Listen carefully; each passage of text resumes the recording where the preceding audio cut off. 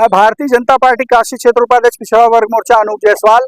आज हम सब ने यहाँ पर ऑपरेशन महादेव की सफलता पर जो पहलगाम के हमले के आतंकी थे उनको मारने पर भारतीय सेना भारत सरकार को बधाई देने के लिए एक दूसरे को मिठाई खिला करके और पाकिस्तान का समर्थन करने वाली कांग्रेस पार्टी, आतंकवादियों का समर्थन करने वाली कांग्रेस पार्टी के चिदंबरम जी को इसमें पाकिस्तान का हाथ नहीं दिखाई देता। इसके लिए हम उन आतंकवादियों के साथ साथ चिदंबरम का पोस्टर पुतला फूंक करके अपना विरोध दर्ज किया है और भारतीय सेना का हम वंदन करते हैं, अभिनंदन करते हैं। भारत सरकार को हम आभार व्यक्त करते हैं। माननीय मोदी जी, अमित शाह जी, राजनाथ जी, सबका वंदन अभिनंदन है, क्योंकि उनकी दृढ़ इच्छा शक्ति से हम घटना में मारे गए लोगों को वापस नहीं ला सकते, लेकिन इस घटना से उनके जख्मों पर मलहम लगाने का काम करेंगे। हम भारत की सेना का कोटि कोटि बधाई, अभिनंदन, वंदन करते हैं। राहुल गांधी ने कहा है कि सेना का सबसे ज्यादा अपमान भारतीय जनता पार्टी करती है। ऑपरेशन सिंदूर के सफलता के बाद पोस्टर में भी सेना के जवानों को जगह नहीं दिया। देखिए, भारत की सेना उनके चरित्र को जानती है।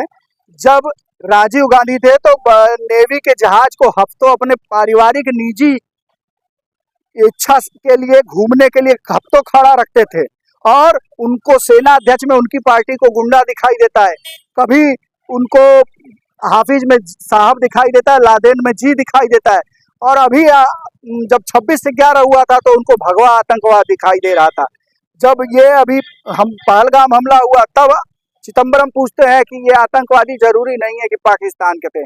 तो ये उनका चरित्र है और उनके चरित्र को देख रहा है, समझ रहा है, इसलिए वो गर्त में जा रहे हैं। उनके मोहताज, उनके बयान के मोहताज नहीं है सेना। भारतीय जनता पार्टी ने सेना को आज फ्री हैंड दिया हुआ है। न उनके समय में, एक समय सेना कश्मीर में गुलेल से मुकाबला करती थी, कभी सेना को जान बचाने के लिए किसी आदमी को जीप पर आगे लगाना पड़ता था। आज ये स्थिति है कि वहां से गोली चलती है तो हमारे यहाँ से गोला चलता है। आज सेना, भारतीय सेना अपना शौर्य दिखा रही है, भारत का मान सम्मान बढ़ा रही है। भारत की सेना का सामर्थ्य और भारत सरकार का सामर्थ्य है कि रूस यूक्रेन में युद्ध होता है, एक तिरंगा लेकर के निकलने पर दोनों सेनाएं उस भारतीय को रास्ता देती हैं। तो ये भारतीय सेना और सरकार का सामर्थ्य है, राहुल गांधी का सामर्थ्य नहीं है, राहुल गांधी की पार्टी का सामर्थ्य नहीं। पाकिस्तान लगातार आतंकी गतिविधि जैसा कदम उठाते रहता है, तो क्या हमेशा इस तरह से ऑपरेशन सिंदूर चलाया गया था, इस तरह से हमेशा पाकिस्तानियों की कमर तोड़ी जाएगी? बिल्कुल तोड़ी जाएगी। भारत सरकार ने कहा है कि ऑपरेशन सिंदूर समाप्त नहीं हुआ है, स्थगित हुआ है।